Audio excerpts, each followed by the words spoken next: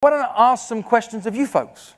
Questions that you've been asked before. Let's see if we can play along. Who do I want to pick on? I'm going to ask you questions you've been asked before in your life. You should be ready to answer. Your name, sir, is? Dave. Dave. Hey, Dave, how are you? I'm great. So I just asked Dave, hey, how are you? A question he's been asked before. And Dave's little voice kicks up in his head and says, I know this one. And he says, great. Questions create conversations that lead to relationships, that create opportunities. That's what drives actions and change. Dave has just proved to me that we are so efficient with language, we fail to be effective. Because what he did is he answered the question and shut the conversation down. You gave me a level 1 answer. That was exactly what I was looking for at this part of our time together. You did it perfectly. Let's see if I can get somebody who can get me to level 2 on this question. Who's got the power to get me to level 2? I think you can get me to level 2. Your name, sir, is? Lawrence. Lawrence. Lawrence, hey, how are you? Awesome. Great event. See what we got is we got level 1.1. So efficient with language, he fails to be effective. He's like, awesome, great. Let's run this straight down to a period. You got level 2 for me, right? Your name, sorry? Kimmy. Kimmy. Hey, Kimmy, how are you? I don't have any other answers for you. The collective incompetence of this industry is embarrassing. All of you. I'm not picking on one of you. I'm picking on all of you. You, sir. Hey, how are you? Great. How are you? We got level 2. Level 2. Right. He got, I know this one. Great. Then he realized that questions create conversations. So he's like, what question can I ask in this point? So he repeats the question to me. And he's great. So therefore, how am I? Funny that, right? Funny that however the other person is feeling is the same way you're feeling. What a coinkydink. And did you know in this, hey, how are you exchange, there are only 2 levels. That is both of them. Yet we are so efficient with language, we fail to be effective. Are any of you leaders in this business? You wander through your office on a Monday and you're seeing people in the office. You're like, hey, how are you doing? They're like, I'm awesome. And you're like, hey, how are you doing? You're like, awesome, like me too. Hey, how are you doing? You're like, I love how much I care about my people. I'm so compassionate. I'm so kind. We don't know shit. You know nothing. Because we're so efficient with language, we fail to be effective. It happens all the time. I'm going to show you something else we do. Young man, you're going to help me with this. Your name is? Austin. Austin. Will you tell me about the last place you went on your vacation?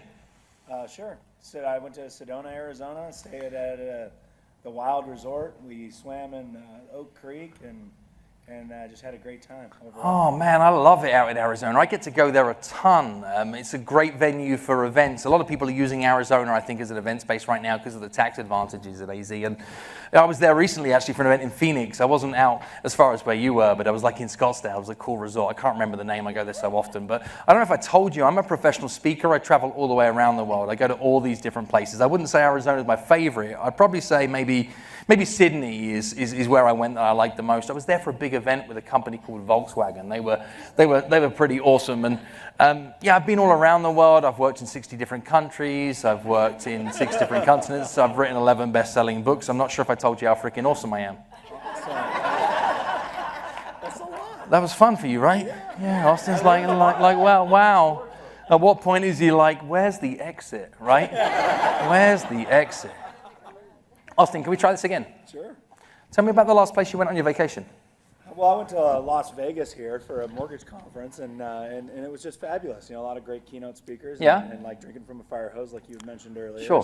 So it's great, yeah. But how about for you? Where's the last place you went? Oh, man, I get to travel around a ton as well. I know Vegas well, but what are some of your favorite things to be able to do when you're in Vegas? Oh, man, well, I always like to come to a concert or just get out in the community a little bit. Yeah. And maybe visit the Old Town Strip or Oh, see wow. what local the resort has to offer. Yeah? What are some of the concerts that you've seen in Vegas then? What are some of The concerts, yeah. The last one was Journey and Def Leppard. Oh, wow, what, the same event? Same event.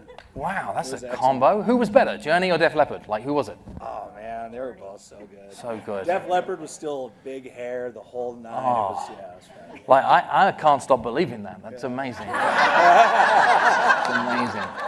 And who were you traveling with? Who were you there with? Oh, I was there with my wife and the in-laws, and it was my first concert ever, actually. So Oh, my goodness. My goodness, how long you guys been married?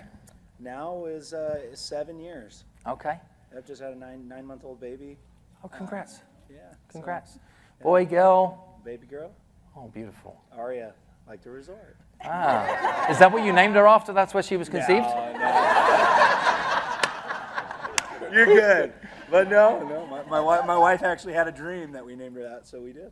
Ah, okay. Same moment though, right? Yeah. Got it. Got it.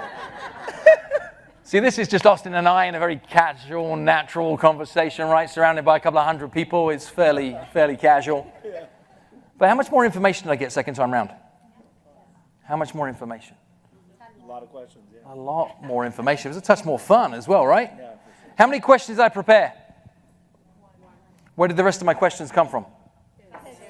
His answers, right? Which meant I had to do what?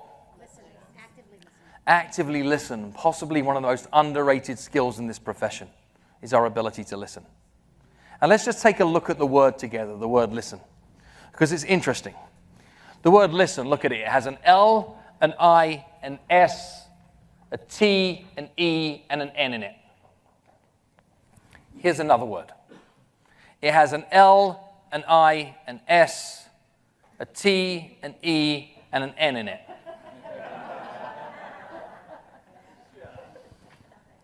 Coincidence? Well, yes, actually, it is. Makes one heck of a point, though, right?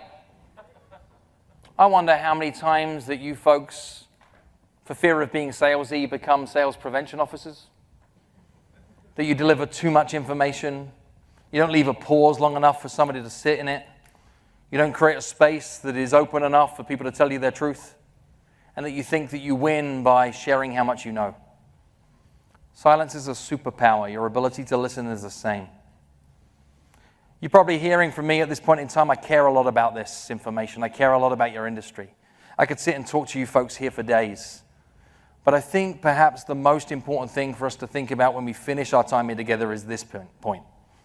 In the market that we're in right now, our job is to give people enough information to make a decision. There's one word up there that I believe is worthy of the most focus. What do you think the word is? The word is the word enough. How much information is enough? The answer is it depends. This was perhaps put best to me by a huge mentor in my life, my late grandma, my Nan. My Nan once said to me, she said, Phil, if everybody thought in the exact same way, then wouldn't the whole world like to marry your granddad?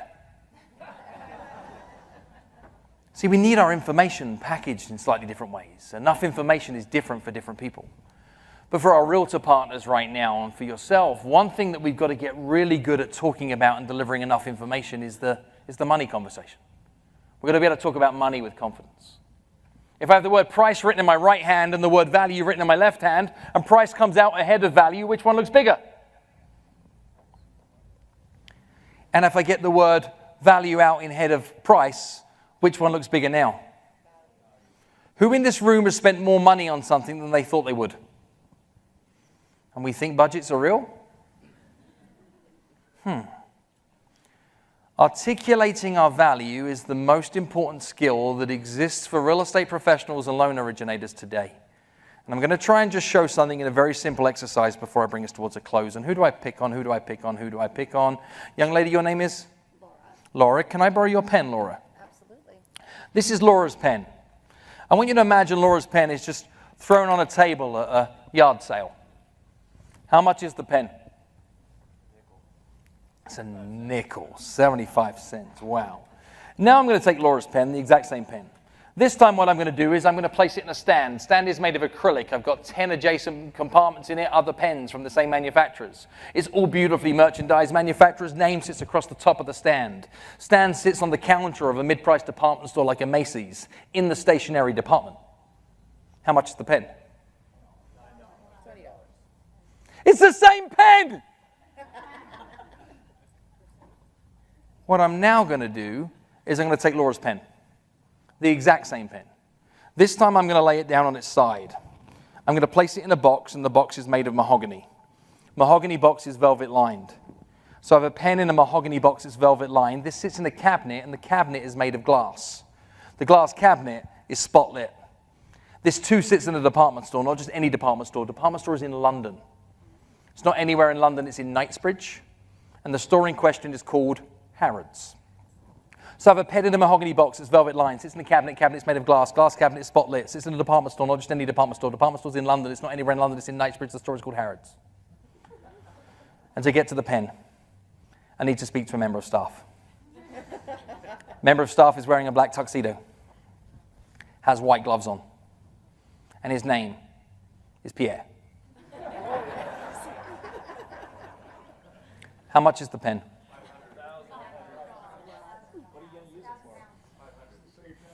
It's the exact same pen. What is the difference in each of those scenarios? Perception, value.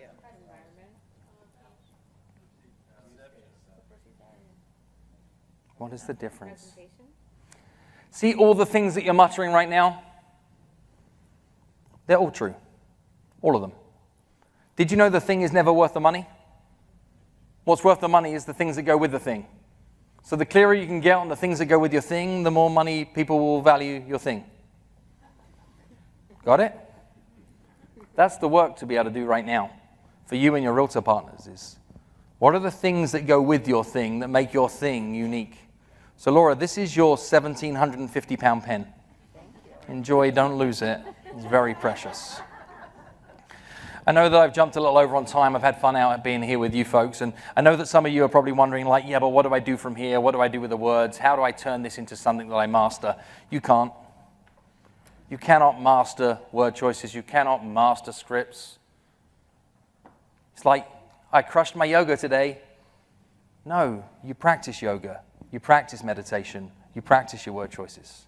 What professionals do is they practice. The best golfers in the world aren't like, I'm great at golf, I'm just going to try harder on Sunday. They practice and practice and practice, so on game day, when it really matters, they've got their best game face and they're working on something specific. So my invitation to you is that if you are coming from this presentation realizing how important words are in moments that matter and realizing that there's a skill gap between where you are and where you'd like to go to, do this for me and decide to elevate your practice.